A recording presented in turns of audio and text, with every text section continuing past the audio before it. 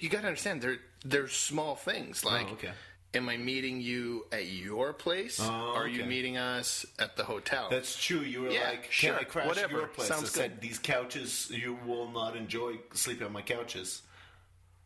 That was an option. And I committed to not having you sleep over at my place. Yeah, it wasn't my first choice because I had just finished listening to the podcast where you talk at length about ants. Not as much of an issue. You saw me just kill one ant. And a beetle. And a beetle. Yeah, I don't know where he came from. You're stepping up your game. It's the screens. There's a couple holes in the screen. So I open the windows. Some bugs can get in. It reminds me of that Goosebumps book. What was the one with the worms? Go eat worms. Oh my gosh, you know all these things, don't you? On the ball, this guy. So that's the one that concludes with, he was so terrible to worms that now butterflies are upset. Well, you remember that? That doesn't make sense. Maybe if he was mean to caterpillars, butterflies taking their revenge. Well, because he tortures worms for like the first half of the book. Okay. And then the worms get their revenge, and eventually there's a giant worm that comes up, and then he learns his lesson. I'm never torturing worms again. So he starts torturing butterflies, and the cliffhanger ending is giant butterfly. It's not really a cliffhanger. So I feel like that's the beetle. Like, you've pissed off the ants so much that now beetles are like coming in to f*** you up. I see your point, but you know what the beetles' like first move was? Karate chop. No, it's lie on its back and get tangled in a small hair that was on the floor. Okay, but they're not sending the A-team right away. Struggle, yeah. Clearly. Yeah, clearly. They're working their way up to giant Fourth beetle. line. So the ants failed. They send in the beetles, but they're not going with the strongest beetles. No. They got to go and test the waters. And clearly... Yeah. They sent it to a real louse of a beetle. Yeah. And I guess maybe tomorrow, wave 2 of beetles, I get the Hercules beetle. And he just throws me over his shoulder and has his way with me. Whoa. Gives you a tombstone pile driver. Oh, no. I don't envy that version of you. I want to get back to this texting, though, real quick, because now that the seal has been broken... yes, I feel like you must have a million of these stories. On Sebastian's texting etiquette. Is it not off-putting, Nick, when you're having a conversation with Sebastien and it's his refusal to use emoticons? Oh, yeah, I just don't do it almost ever. I often feel like you're mad at me. Oh, really? Because I'll send something to you, maybe an exclamation. I've started using exclamation points instead of emoticons with you because I feel like that still gets across that I'm excited about something. Sure. Without putting in a silly face or something. Yeah. I'm not very receptive to emoticons unless, like, I have a romantic interest in you. And Matthew, I'm sorry, but I have no interest in your emoticons. And I also generally try to stay away from exclamation points. I feel like they're usually inappropriate. Sometimes I use 2 of them, 3 even. You go nuts with them because. Why are you shouting at me? Because here, I'm gonna say something. You tell me how you would respond in text. Sounds good. I'm gonna put my hands in a texting position as if I were to text you. Go for it. And I'm gonna tell you how I would read it. That sounds good. So, hey Sebastien, would you like to meet up this Wednesday? Probably around 11 o'clock. Sound good? AM? Yeah. Big happy face. Probably a EUGH, like a All right. You working the night? I am, so we'll have to meet in the lunch. Is that okay? Not much of a choice. I guess we gotta. Yes. See, that's exactly. You would say, not much of a choice. I guess we gotta. Is that a yes? Is that a no? Is that a I hate spending time with you? That's like you're twisting my arm. What is that? Yeah, well, that's to me. I'm reading it like not much of a choice. Guess we gotta.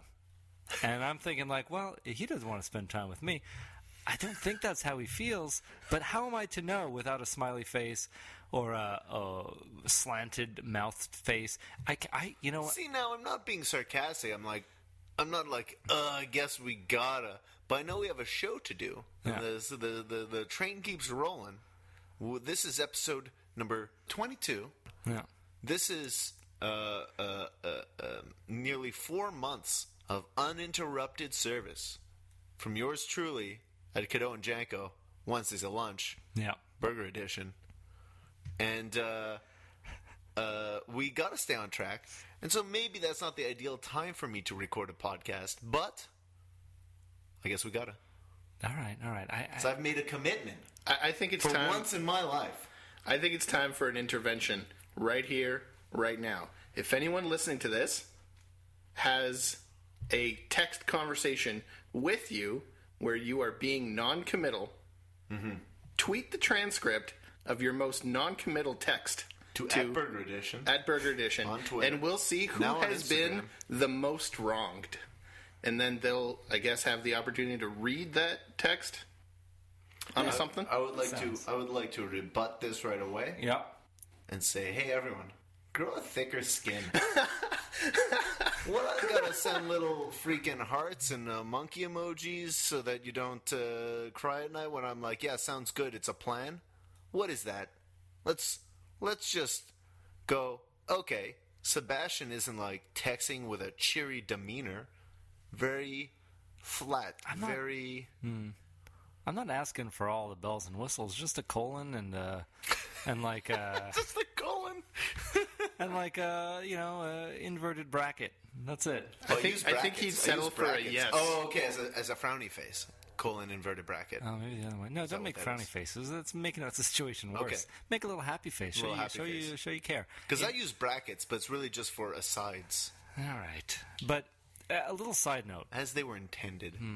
A little not side to just note, hang out with colons. I don't want you to worry too much about what emoticons you're sending me, because, fun fact, my phone cannot receive emoticons. I'll just get a bunch of squares. That's true. So I'll just get a bunch of squares, and I'll assume they're the best. I'll assume that they are the emoticons I want to see. So you just send me the idea that you're putting in the effort, and I'll make the emoticons in my head. Send him a bunch of eggplants. He'll never know. I won't even know. I'm going to start sending you just foreign flags. Just flags of different countries that maybe aren't even in the Olympics. And that's what I'll send you. And you'll just get squares and be like, oh, seems like Seb's in a good mood. So on your end, you'll be okay with it because you'll be like, well, this is fine for me. I'm not... You're not committing to any emotion. Yeah. Just I'm not even really committing to an emoticon. Yeah. It's true. That's not... There's no emotion involved. Just the Isle of Man. It's no big deal.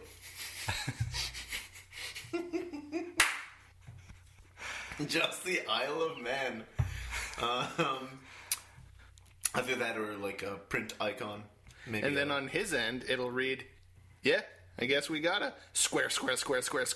And he'd be like, well, he's being an asshole the first half, but the second half is probably really nice. Yeah, hearts, winky faces, maybe a party hat, and someone has a noisemaker. Maybe there's a volcano. Demon. Maybe there's a blue demon. Or a black Santa. Because there's so many options, and I'll run through them all in my mind. Black Santa. That's an option. Black Santa? Yeah, man. On an iPhone, Black Santa. You could change the race of your Santa Clauses. So, Matthew Jankovic, how would you rate your burger? Well, too flat for what I thought it was going to be. Knew it would be flat. Didn't think it would be that flat. Didn't think it would be so spicy. There was a whole lot I didn't expect. And the overall experience it wasn't worth all the trouble it took to get to Dic Ann's this time or the last. And I probably would never step foot inside of Dic Ann's again. Because I really didn't enjoy the burger. So it's going to get a 3. Whoa. No, okay, hold on. 3 out of 10. Yes, thank you. Now just how much out of how much? 3 out of 10. Out of 10. And it was a 3. Whoa. Now it's a comes up to a 30%. It's a try out of a deck. Now, Matthew, I feel like the difficulty of getting to the burger joint, because it really took us over an hour of travel today, and that's on top of maybe another half hour of travel on another occasion. Plus a lifetime of disappointing Sundays. And then a number of other trips to Dic Ann's. If they opened a Dic Ann's 24/7, a block from your apartment, would it still get the same score? The burgers would, yes. If I ever tried them again. The hot dogs, hot dogs weren't great either. I don't know what I would get. I mean, there's other things on the menu, and maybe I need to try them as well. But this is not Kiddo and Janko Wednesdays at Lunch hot dog edition. No, it's hot not. Dogs can all factor in. Okay, well, if I'm only going off of burgers, yeah, could possibly get a lower score. I think I'm being pretty generous with my 3 based on how I really feel about it, which is quite possibly this may be the worst burger I had, but it's hard to recall some of the other poor burgers. Some of the other lowest rated burgers we've had were La Belle Province and Kojak's. Yeah. Whoa, and you legit had a burger that you threw up. Yeah, but I don't think it was related. Which burger did you throw up? Well, I don't think it was related. Yeah. No, I'm believing that this food poisoning you had that you put on Le Boucan was not Le Boucan's fault. No, but I don't know if I could eat there again without feeling the chills of that day. Now, Matthew, I just want to ask some follow-up questions on that score, because it's a shocking score, it would seem to. Yeah, controversy. Both Nick Controversy. And so, it doesn't... this burger had one of your major setbacks, drippiness. You don't like getting sauce on your fingers. Yeah. It did have a plus, plates. Yeah. It did have other pluses. You did not have to remove tomato. You did not have to remove the not shredded lettuce. It already comes with mustard and ketchup, your standbys. So was it really just the smushiness and a little spice and the purported thin patty that killed off 7 points? It was the, all that minimal points taken off.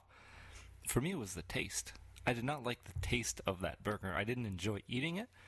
I would have gladly put a little effort into keeping that burger together if it tasted good. It didn't do it for me. Didn't taste like I was eating a burger. It didn't taste like I was eating something I ever wanted to eat again. Nick Drapeau, your thoughts? Wow, I am blindsided by this. Part of me is thinking, hey, I am just a mortal amongst gods. You have eaten 20-something burgers and had a multitude of opinions on them. So now my insecure side is going, well, maybe there's something I didn't see. Maybe there's something that a refined palate like Matthew's is experiencing that I just can't experience anything on that level. Mm-hmm. But for me, this was not as good as I remember, because I was like, yeah, this is pretty much the best burger experience ever. Built it up. And for me, it's something good. No, but when you haven't been to Dic Ann's in decades, you're going, oh, Dic Ann's, best burger of all time. You go in there, it costs $1. So you go in there with $10 and you eat 10 burgers. Yeah, okay, now it's like triple the price. Yeah, but we're still talking, you're not getting 10 burgers $3. We're talking complaining that this burger was $3. Have you gotten anything for $3 lately? Whatever you're getting is garbage. It's pretty true. Pretty true. You could get like a single can of Red Bull for $3. I go back to this argument. How many Bazooka Joes do you think you're going to get for that? They're no longer a penny. And 5 cents. 5 cents. You get a nickel. Have you read there's no comic in there anymore. They've discontinued the comic inside Bazooka Joe. That extra value ad that they had, gone. Now it's just a hard little dusty pink chewing gum that no one really liked in the first place. They just want to see. Have you read a Bazooka Joe comic lately? Well, no, they stopped. They're postmodern with no punchlines. Hey, Bazooka Joe, where are you going today? Well, I'm going to the market. Well, I guess that's a thing. End of comic. What is this? Well, that's a 5-cent comic. You get your values worth on the comic is really what we're saying. So back to the burger. Yes. All right, let's go through this. Smushed, good. That's a good thing. You know what's not falling apart? A smushed burger. Because that thing has been engineered into a stiff slab of burger situation. Mm-hmm. It's not going to fall apart in your hands. If you're paying $20-something for a burger and you pick it up and things fall out and it falls apart and then you're eating the rest with a fork, you're a fool. This has been smushed. It's not falling apart. That should count for something. I feel like it should. You pick up one of these $20 burgers Oh, and a piece of bacon falls out. They're $18 now. Yep. I'm holding in my hand. Yep. Now some of the olives fell out. Oh, now it's $18.50.